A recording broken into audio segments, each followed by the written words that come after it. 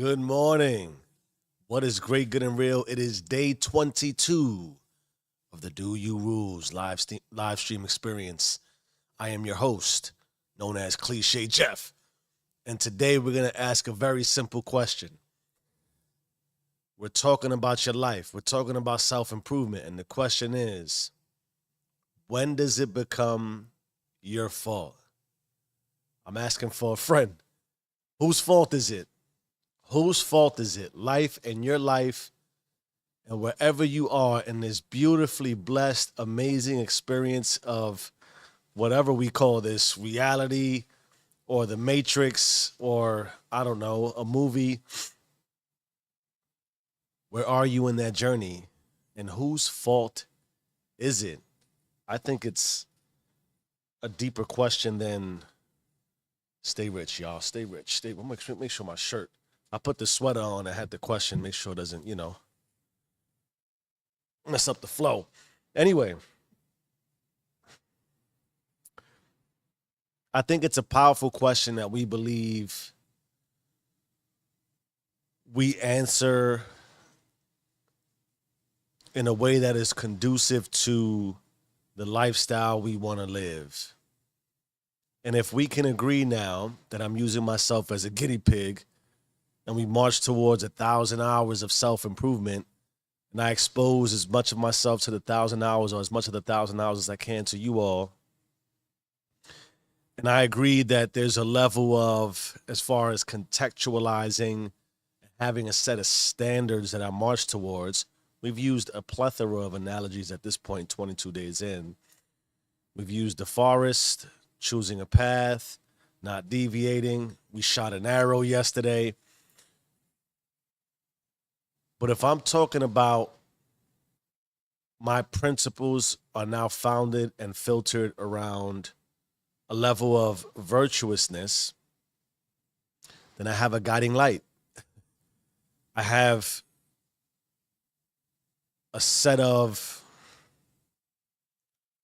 I have a structure that I can follow. I feel like I have a nail here that I didn't quite cut right, and it's stabbing me now. In any event, part of what I believe is going to help us all, whether you want to call it virtuousness or whatever it is you want to chalk it up to, at some point we have to ask the question, whose fault is it? Or when does it start becoming our fault? Because I would argue quite passionately that if you're not on the path, if you haven't shot your arrow, if you aren't walking towards a set of standards for your life that keep you in the healthiest possible position, which is also always inclusive of constant growth, because why would you want to stop going to inertia and not continue to work on yourself? We know a lot of us set goals that are built around, I want to be healthier, but what stops you from moving towards health in all facets, phases, and components of your life? All right. Before I let this nail continue to irritate me, and before we go into notes, let's start with, blanket check. That's important for me. That's important for me. The red book with the pen that accompanies it, because the pen is important. I don't know how I get things in the book if I don't have a pen. And sometimes I question if I really want these things in the book, because I read what I say or I read what I think, and I don't know if I want to keep thinking it. Water check. This is the last of the Poland spring bottles. I noticed that today, and that the next box of the next, is it box? Yeah, the next box of bottles are the Kirkland brand. I have no qualms with Kirkland. I much prefer Kirkland, which is apparently the Costco brand, where I can, if not because it's more economical. And I think they do a good job of making products that are worth purchasing. Whose fault is that? Whose fault is it when somebody does? That's another thing. When we start to think about, this is chapstick, by the way. I'm holding this up, talking about water, and not really saying anything while I spin it, as if it doesn't mean anything. But it does, because it's part of my check. And I need some right now. If you want to achieve success, All that you deem successful in your life. Well, we know who's going to take credit for that. That's definitely your fault. Am I right? If you were to suddenly be able to snap your fingers or get the proverbial genie in a bottle, stay rich, y'all, and you hit the lotto, whose fault would that be? I'm sure it would be your fault. Oh, I love my life. I gotta now start the getting pages deep. I almost start to feel like when I write in my red book that it's a form of journaling. It's not quite in the way that self improvement would tell you to journal, but I believe if you can get thoughts on paper and start to read it, it gives you some history as to who you are, where you were, what you were thinking and feeling. I wrote some things down. I wrote quite a few things down. Some evidence and proof that I'm writing things down. Before we get to it, because if it's not your fault, whose fault is it? When does it become your fault, ladies and gentlemen? When does it become your fault? Ask yourself that as I continue to gather myself here. Whose fault is it? Whose fault is it? I know when it comes to me and mine, it's my fault. I like that it's my fault. I'll get into why I like that it's my fault. It's also a very robust 6 degrees outside. I said I wouldn't do anything physical today or yesterday because of all the distractions that are in my life, which are positive today. Today's little G's birthday. Little G is dope. It's my little dude. He's 12. Last year, before he's a teenager. So whose fault is it? When does it become your fault? Well, I set a goal, 1,250 hours of self-improvement. I need to average a little over 100 hours per month. We're 22 days. We're starting day 22 in a month that has 31 days, which means that after today, I will still have another, 9 days? 22, 23, 24, 25, 26, 27, 28, 29, 30, 31. Yep. Because if you include today, I have 10. I feel like I might go do some cardio, even if it's a rope, because I don't like the idea of having 2 non-physical activity days in a row. But this is my fault. I have 104 hours. I'm ahead of pace. I think that's important when we talk about getting ahead, working ahead, and staying ahead. If you have a goal for the year, I've learned, my wife and I talked about this yesterday, that if you ease into it, you run the risk of falling behind. If you ease into anything, you run the risk of falling behind. Now, if you go too fast, you run the risk of burning out. But I'd rather be ahead than behind. I'd rather try to catch up a little bit and rest than to try to catch up later on, particularly because there are some things you can't control, right? There are some things you can't control. Look at this here. I think episode 11 dropped yesterday, if I'm not mistaken. This is our 22nd live stream session. We're up to 30 here, and I put out another story.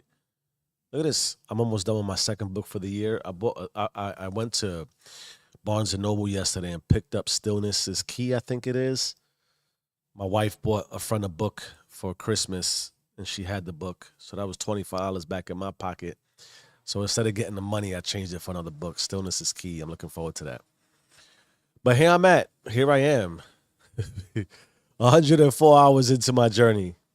And I feel blessed and amazing. I hope you feel blessed and amazing, because this is all my fault. I take full accountability for where I'm at in my life. And it doesn't mean that it's perfect. It just means that it's my fault. And I like that it's my fault. So I'm making sure I have some things pulled up back here. All right, let's get into some of the things I wrote down.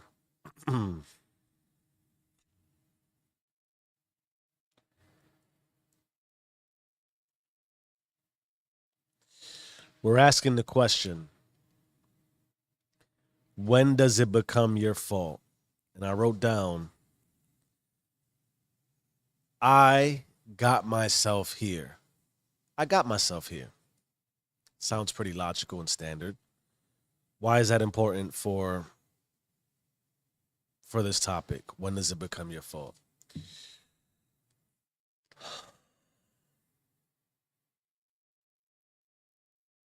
I'd like to think that all of us yearn for success in a way, different ways, varying ways.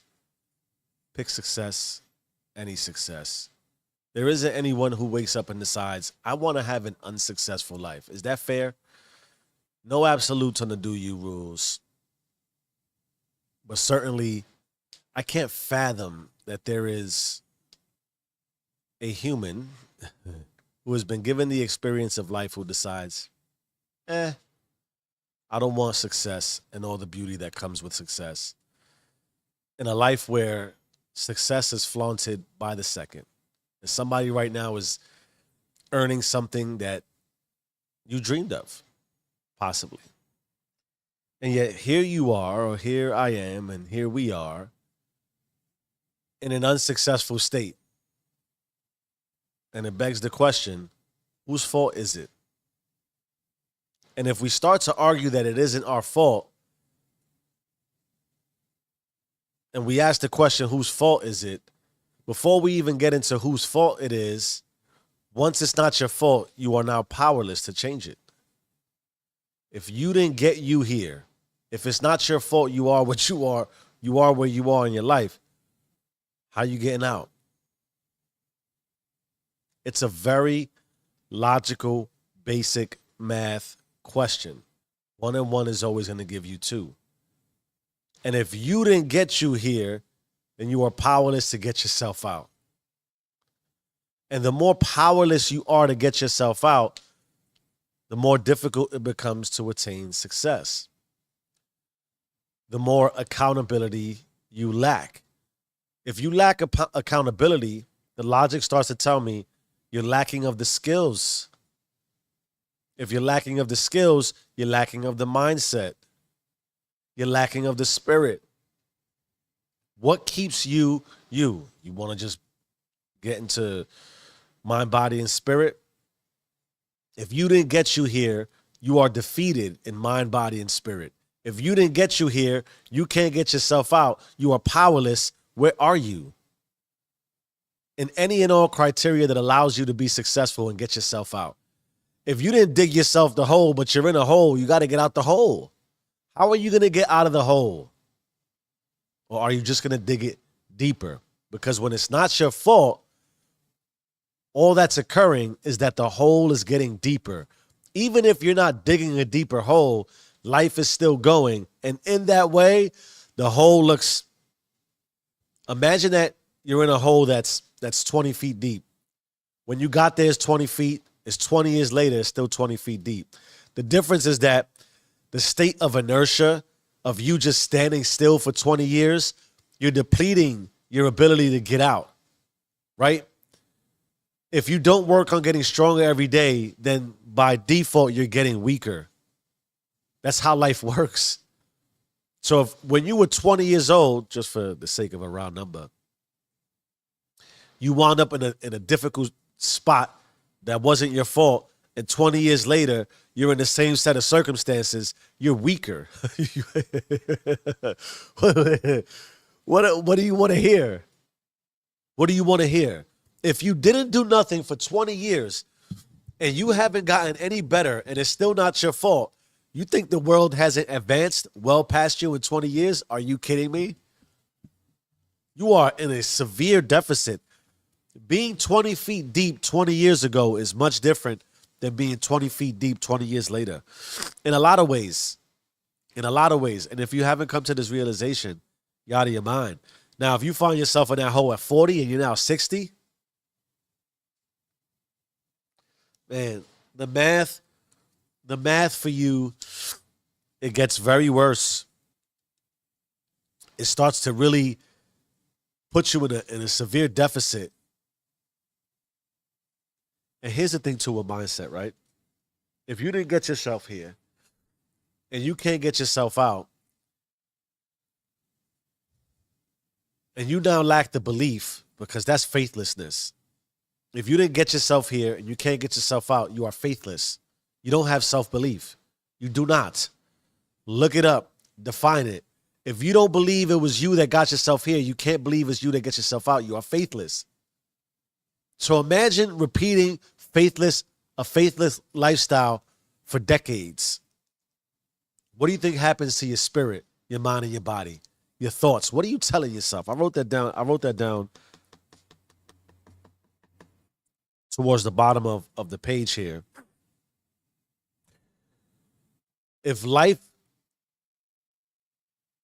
is energy and a manifestation, and you attract what you put out, if what you are internally is revealed to you externally, and you somehow believe what is revealed to you externally is indicative of what it is internally, and somehow, because it's not your fault what's out here that's creating what's in here, fine. If you keep staying there in that hole, I don't understand what you expect to happen. I don't.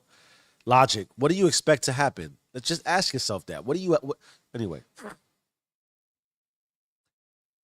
Being faithless is desperate ineptness. This is a state of being empty. Being faithless, we're talking about when does it become your fault if it's not your fault. Being empty is hopelessness. And then I wrote down this. If this is true, what are you saying to yourself? What are you saying to yourself? I got to pause there, and I don't know if I can read any more of what I wrote. Because if you haven't realized this hurts me as a person. This state of being, coming where I've come from, being exposed to what I've been exposed, broke mindset, poverty lifestyle, and even in business, dealing with people who have been in the same role for 20, 30 years, never got a promotion, barely getting any increases, everything staying the same for so long. And then you not realizing that it's on you and it's your fault. When that breaks you down like that, what are you thinking? What are you saying to yourself? Are you even saying anything to yourself anymore? Because a lot of the data and the research and the logic and the experience that I have with folks who are in this state, it breeds a lot of contentment. It breeds a lot of you start to compare and contrast when you're faithless and it's not your fault and you haven't got yourself here. Whether you've come to consciousness or not, when you see things that you want that you don't have, because we all see things that we want that we don't have, what are you saying to yourself? What are you saying about the other people? What are you saying about what it appears that is not in your possession in comparison to what is in your possession? Because in that same way, when you're stuck here, how would you know what you don't have? I'm just asking. What is in your head and what are you saying to yourself? It's likely not conducive to anything that gives you accountability, that gives you power, that gives you hope. And now what do you believe you're going to attract if you're walking around faithless and hopeless? If it's not your fault, if you didn't get yourself here, what do you, I'm only asking a question. I'm trying to help. I promise you I'm trying to help. I don't know any other way to help than to do that. I've been absolutely in situations where I wrote this down, right? Circumstances and uncontrollables are not a question of fault, because you're going to say also, but all these things have happened in my life. All these things have happened in my life. I know. That's life. If there's anything that 43 years of life has taught me, being exposed to broke, poverty living lifestyles and mindsets, it's that circumstances and uncontrollables and challenges are going to happen. And that's not a question of fault. Sure, it's not your fault that you were dealt the hand you were dealt, but you were dealt it. It's your fault if you stay there. It has to be. It has to be. Oh, but I didn't get myself at this starting point. Yeah, but you started to move. You made it was it's still your path. You walked it. And if you and here's the thing too. I wrote this down, right? But all of these things have happened to me, Jeff. You wouldn't understand. You're right. I wouldn't. Guess what? No one cares. No one cares. You think that in this vast, insanely fast, immensely deep universe of people that anyone cares about just you? You think anybody really cares? No one cares. And in that same way, no one is coming to save you. Sometimes we need to hear that. Sometimes, and you don't want to hear from me, fine, whatever. At some point, I ask the question again, what are you saying to you? What are you saying to you? No one cares. Circumstances and uncontrollables are not a question of fault. All these things happened, and if you stay here, all these things will continue to happen. It just will. It just will. Because that is the way that life works. And if you haven't been stuck in this and haven't given yourself a point of inflection and reflected long enough to see that nothing changes if nothing changes, I don't know what else to tell you either.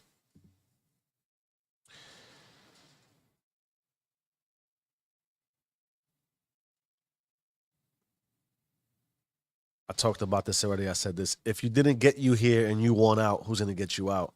No one is coming to save you.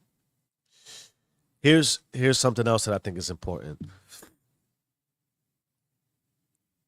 If we can debate till we're blue in the face about what it isn't all these things, and all these things have happened. Oh, time check here. Let me do a time check.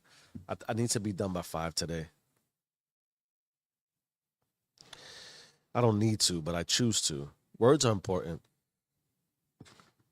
Set a timer for 5 a.m. I didn't even do I got to start trying to remember to do the time check. I keep forgetting time check. Okay. Ladies and gentlemen, my do you rulers. What it isn't, what it is not, is a direct indication of what it is. If it's not all these things,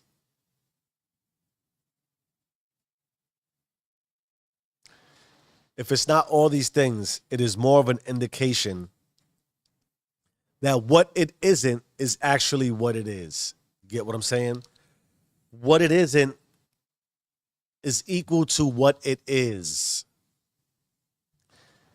And so, in that way, when we're stuck in, it's not our fault, all these things have happened, such situations and circumstances, you're so unique because you're the only person living in this vast universe.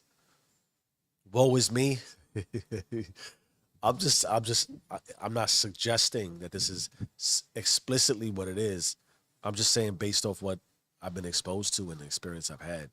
I'm asking these questions. I've asked myself these questions. If you want to know where you want to go because you want different, then you clearly need to know what it is. And I believe sometimes we avoid that. We talked about the journey of we're going to start a resolution. It's going to drive towards I want to be healthier because you see the beauty of the changed you. But when it isn't you that got you here that needs to go on that journey, then you lack the acceptance of who you are and what it really is. And the more you make yourself powerless over what it is, I would argue it is virtually impossible to drive towards what you want it to be. That's very important. You can't get anywhere. We can't get anywhere without accepting of what it is. When it is not our fault, we are powerless to change it.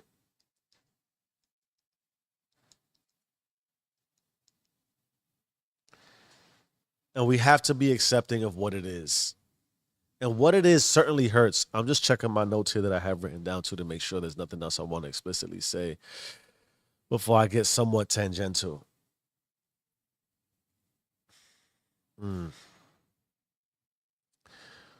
So if it isn't these things and it isn't your fault, then what is it? I talked about negative self-talk. There's data to suggest that if you're in this state where it is not your fault, you lack self-belief. And when you lack self-belief, what do we lack? Confidence. We have some doubt. We have some doubt about our capacity to achieve or succeed in any way. We have a negative self-image and a tendency to avoid challenges due to fear of failure. These are all signs of us not being able to come to the realization that it is our fault. Now, we could be in a lower state of esteem. Think about it, right? We talk about, I asked the question already, what is in your head? What are you saying to yourself? What type of limiting factors are you placing around your mindset, around your thoughts, which lead to what? Your emotional experience. And then I asked the question, how do you feel about yourself?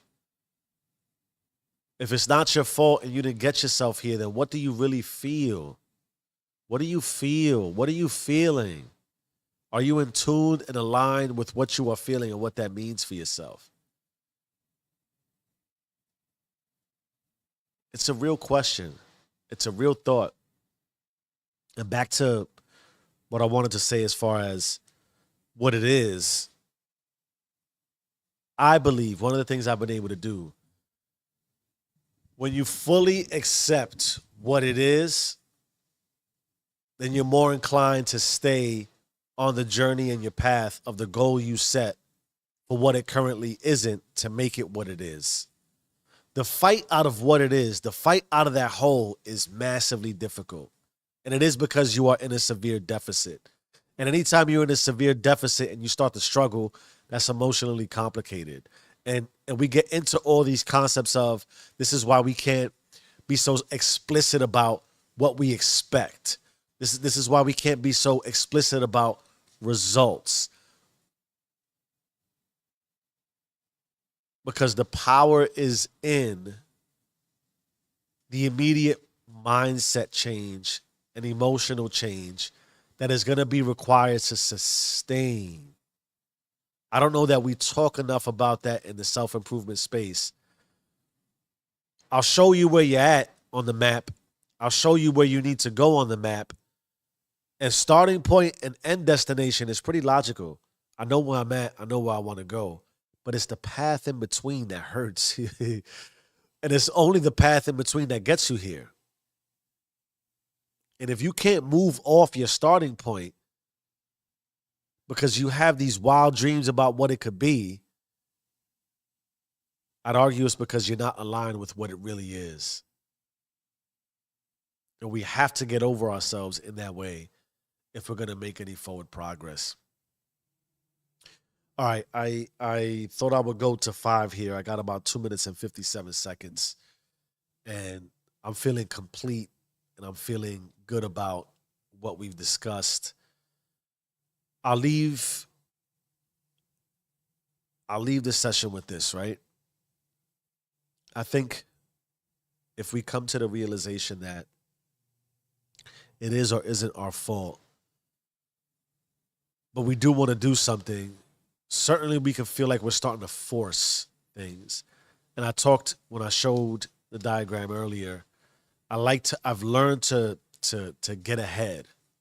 not work from behind, because the complexities of life are difficult enough. The weight you got to carry around is heavy enough. When you could, all right, how about this? If you're in a deficit, you can't continue to put yourself in it. You can't compound behavior that puts you deeper in a deficit. That's difficult too. That you can actually look to make progress forward.